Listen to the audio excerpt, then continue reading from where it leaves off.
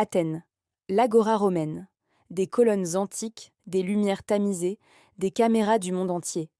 Et Emmanuel Macron, debout, qui nous parle de souveraineté européenne.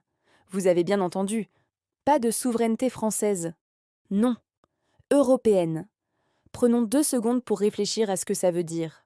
Il y a 2 jours, le 24 avril 2026, notre président s'est envolé pour la Grèce. Pas pour parler des retraites, pas pour parler du pouvoir d'achat des Français qui s'effondre, pas pour parler des usines qui ferment, des agriculteurs à genoux ou des classes moyennes étranglées par les taxes bruxelloises. Non. Il est allé à Athènes faire un grand discours de géopolitique en déclarant que l'Europe devait effectuer un sursaut face à Trump, Poutine et Xi. 3 présidents qui, selon lui, sont farouchement opposés aux Européens. Farouchement opposés aux Européens. Voilà la formule. Mais attendez, qui représente Macron exactement quand il parle comme ça?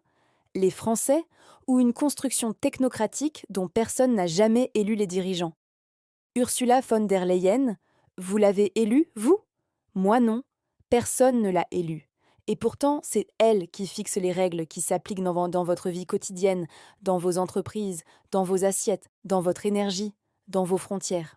Mais revenons au discours de Macron à Athènes. C'est important d'en comprendre la mécanique. Il dit « Washington est moins fiable qu'avant ». Très bien, c'est vrai. Et c'est précisément pour ça qu'on devrait en profiter pour redevenir une nation souveraine, libre de ses alliances, libre de ses choix diplomatiques. Mais non, sa solution à lui, c'est de noyer encore davantage la France dans l'Europe, transférer ce qu'on donnait aux Américains, aux Allemands et à Bruxelles, remplacer une tutelle par une autre.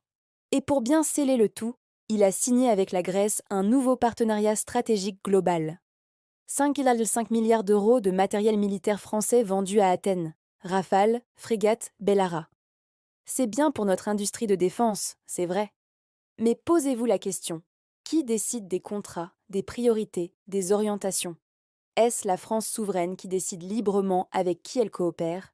Ou est-ce que tout ça s'inscrit dans une architecture européenne de défense où la France fournit les muscles pendant que d'autres font les règles? Parce que c'est ça, le vrai sujet. La France est championne du monde pour produire des armes, pour projeter de la force, pour envoyer des soldats. Mais pendant ce temps, c'est Berlin qui impose ses règles industrielles.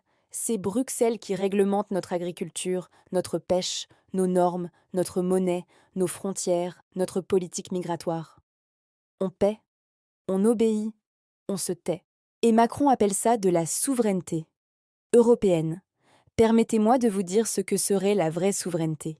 La vraie souveraineté, c'est une France qui décide seule de sa politique étrangère, qui ne demande pas la permission à Bruxelles pour signer un accord commercial avec le Brésil, avec l'Inde, avec l'Afrique. Une France qui récupère le contrôle de ses frontières, réelles, pas les frontières théoriques du traité de Schengen que tout le monde contourne. Une France qui fixe elle-même ses règles agricoles, adaptées à ses terroirs, à ses paysans, à sa tradition alimentaire millénaire, pas des normes pondues par des bureaucrates qui n'ont jamais mis les pieds dans un champ. La vraie souveraineté, c'est une monnaie que la France contrôle, pas une monnaie qui sert d'abord à équilibrer l'économie allemande, structurellement excédentaire, au détriment des économies du Sud. Et la vraie souveraineté, c'est aussi ça, un président français qui, quand il part à l'étranger, parle au nom de la France, pas au nom d'un projet supranational que personne n'a véritablement choisi dans les urnes. Rappelons-nous, en 2005, les Français ont voté non à la Constitution européenne. Non à 55%. Et qu'est-ce qui s'est passé? On a réenveloppé le même texte dans le traité de Lisbonne et on l'a ratifié par voie parlementaire sans les demander leur avis aux citoyens. Voilà le visage de cette démocratie européenne dont on nous parle. Alors oui, le discours de l'Agora romaine était beau. Les colonnes, la lumière, le ton solennel. C'était du grand spectacle. Mais derrière les mots, la réalité est simple. Pendant que Macron joue au chef d'état-major de l'Europe, la France, elle, continue de perdre du terrain. Industriellement, démographiquement, culturellement, économiquement. La question n'est plus de savoir si l'Europe peut être souveraine. La question c'est, est-ce que la France veut encore exister en tant que nation? Parce que si la réponse est oui, alors il est urgent de reposer les bases. La France d'abord. La France libre.